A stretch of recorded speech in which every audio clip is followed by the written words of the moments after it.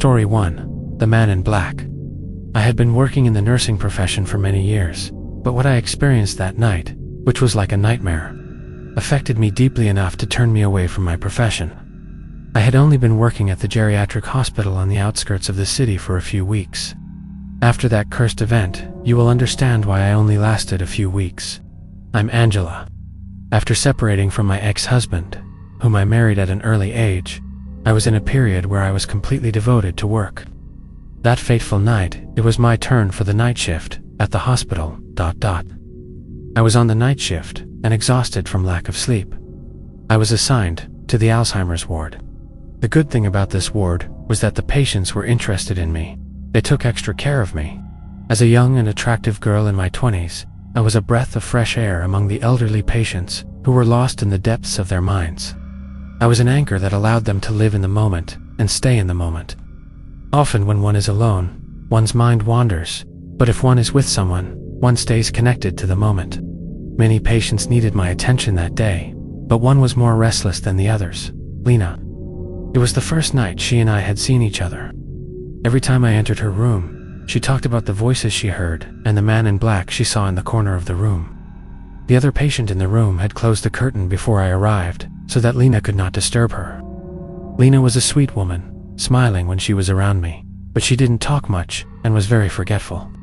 My shift started at 9:30 p.m. Most patients were asleep by 12, but Lena's eyes were still open when she called me into her room. She was frightened by these mysterious voices she was hearing and the man in black in the corner staring at her. To be honest, Lena made me a little nervous too. I believed that in her mind she was really seeing and hearing these things, and I sympathized with her because I could imagine that they were very frightening. Nevertheless, I tried to calm her down and put her to sleep. I didn't want to turn on the TV out of respect for the other patient in the room. I held Lena's hands and told her to calm down and take deep breaths and relax. I reminded her that she was not alone here and that if she called me, I would come to her immediately. This calmed her down. Apparently it was working. Lena relaxed for a while, and the next time I entered the room she was asleep. When most or all patients are asleep, the night passes much more slowly.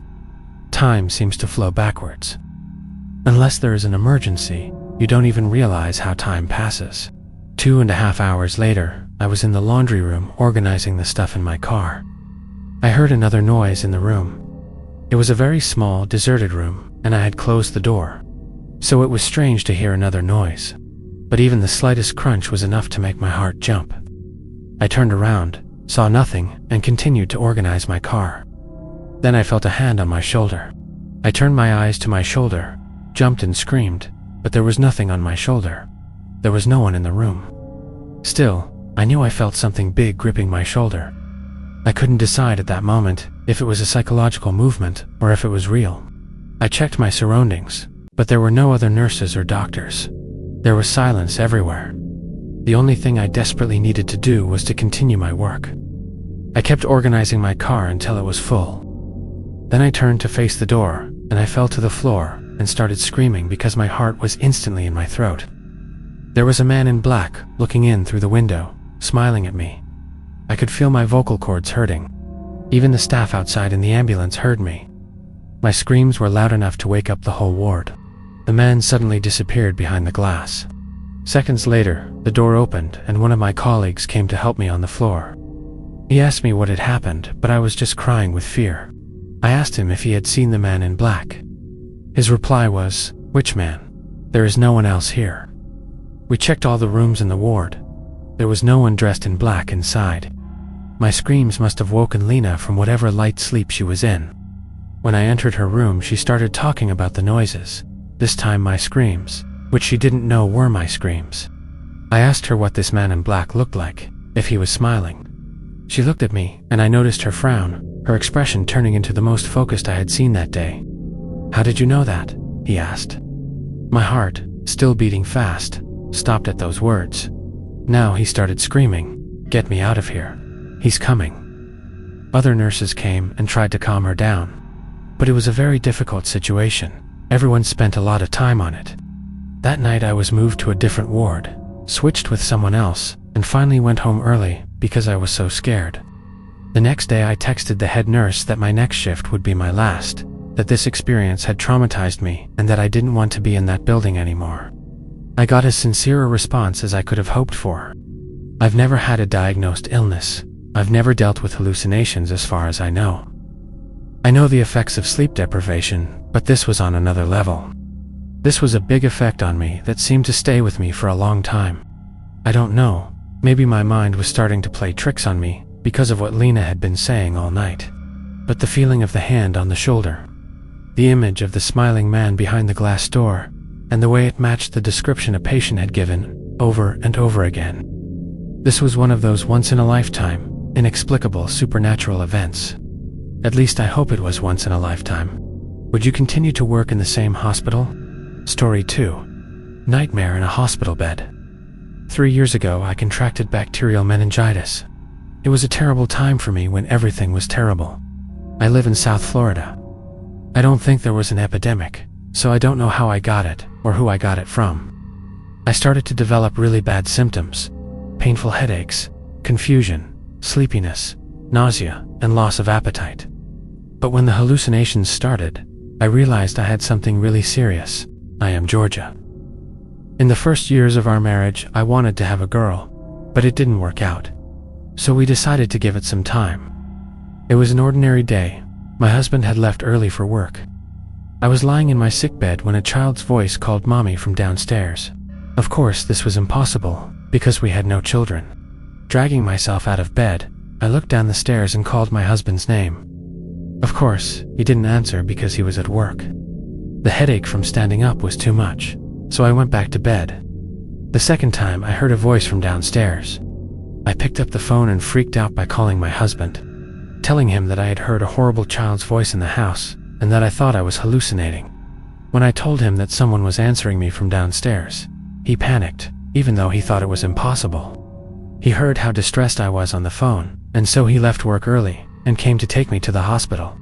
While I was waiting for him to come home, I changed into my pajamas, and while I was doing that, I had to run to the bathroom and throw up. While I was throwing up, I heard another voice outside the bathroom. Someone tried to say something to me, but I couldn't hear what they said. I don't know if it was the same voice I heard before. I was losing my mind. About 30 minutes later, my husband came home quickly, taking the day off work. When I arrived at the hospital, I was diagnosed, and apparently what I had could be very serious, even fatal if left untreated. The doctor said that the hallucination part was quite unusual, but not unheard of. Soon after I arrived at the hospital with my husband, I was given antibiotics by injection. The doctor told me that I was lucky to get to the hospital so quickly, and that if I had waited much longer, it could have had lasting effects, possibly fatal. My husband was with me during this time and asked the doctor what could be done to speed up the process. I was told that given the severity of all my symptoms, I would have to stay there for a few days to a week. But staying in the hospital was another phobia for me. I told the doctor this, but he reiterated that the situation was serious and it would be better if I stayed under observation for a few days. Around 11 p.m., my husband left to go home as he had work the next day. It would have been good for him to stay with me so that I wouldn't have the same nightmares again, but it didn't work out that way. The nurse told my husband to call her if I had any problems. I fell asleep quite quickly, although I still felt like death. I started to have a nightmare in which my ex-husband was talking to me in the room, on my bed, looking down at me. I hated him. I could never forget what he had done to me. He had no right to even come into my dreams, but I don't know how he managed it.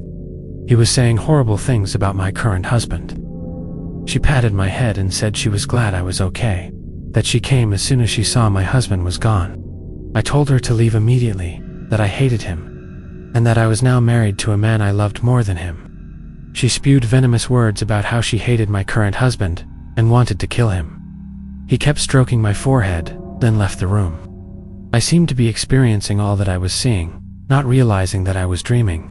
My ex-husband and I had a toxic marriage. He was abusive, and why it ended, which I prefer not to include.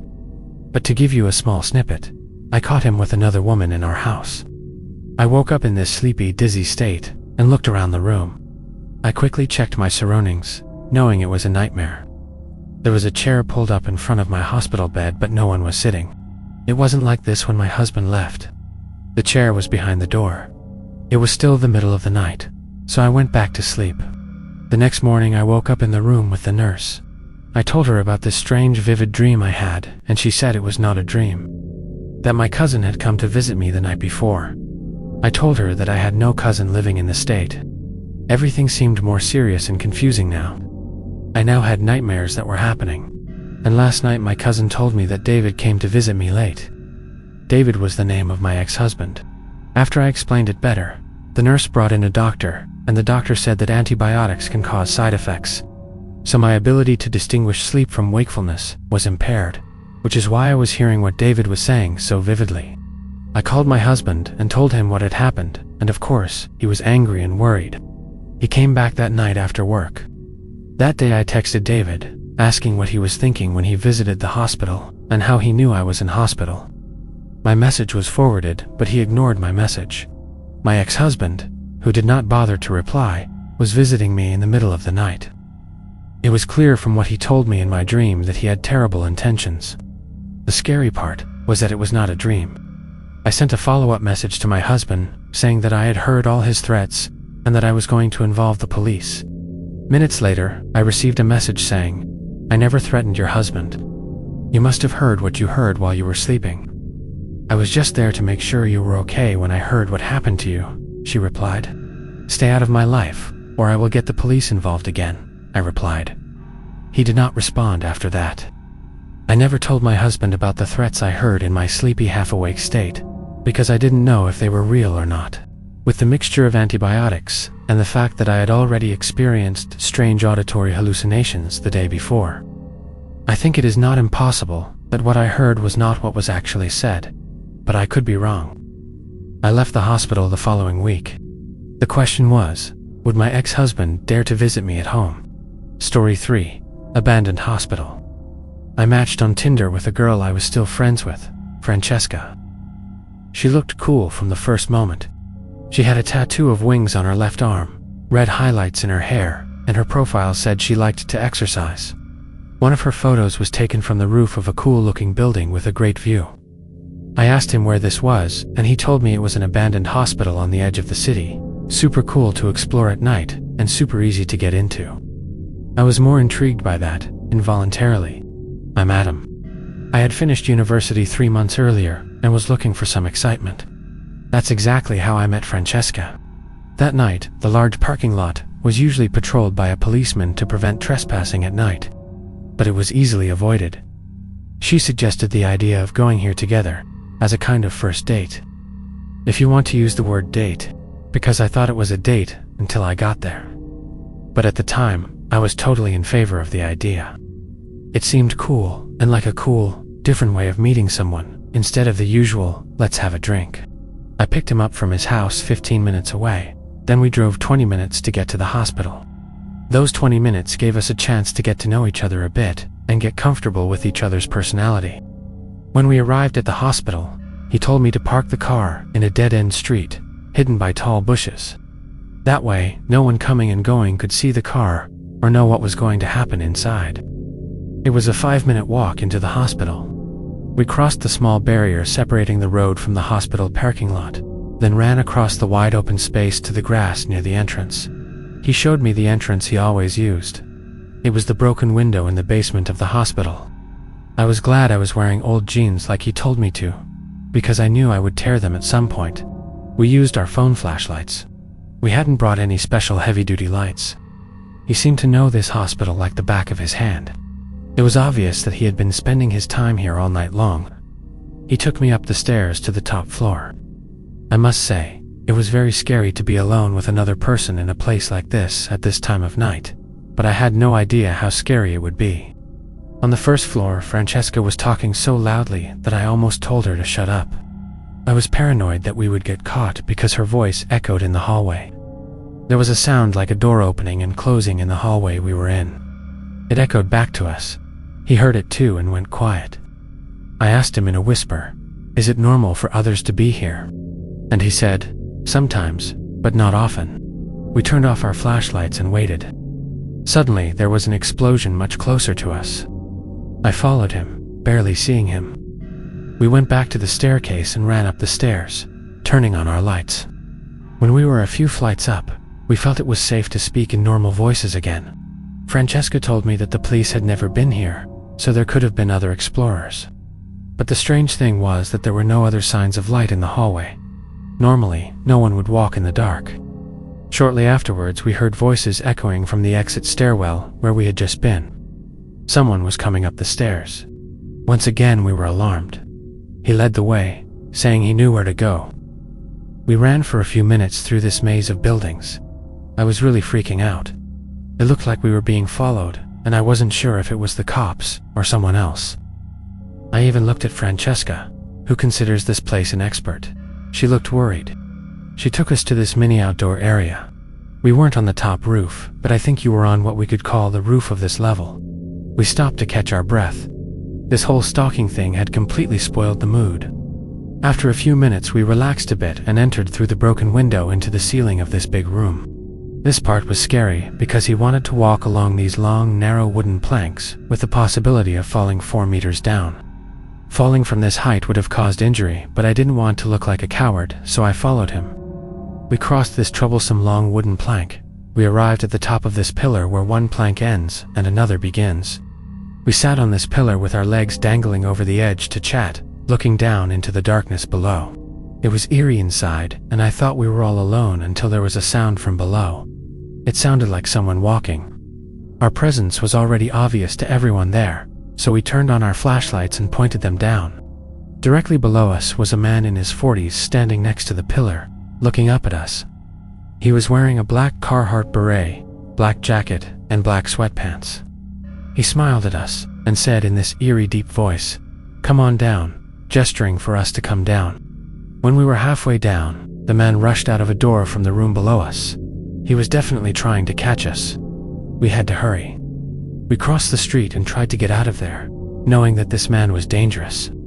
As we ran down the stairs in the space on the other side of the hospital, we heard the door several floors above us open and close, and then footsteps echoing on the stairs.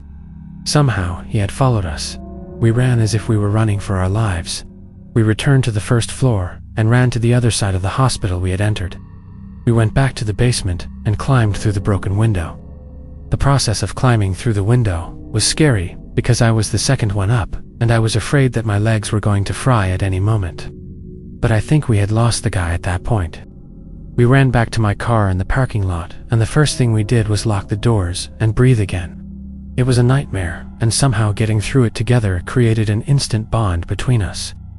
We drove away from there and stopped at a Wendy's to collect our thoughts. We just talked for an hour in the car, then I drove her home. Francesca and I kept in touch over the years, and although we were together romantically for a few months, in the end we remained just good friends. Neither of us ever went back to that hospital again.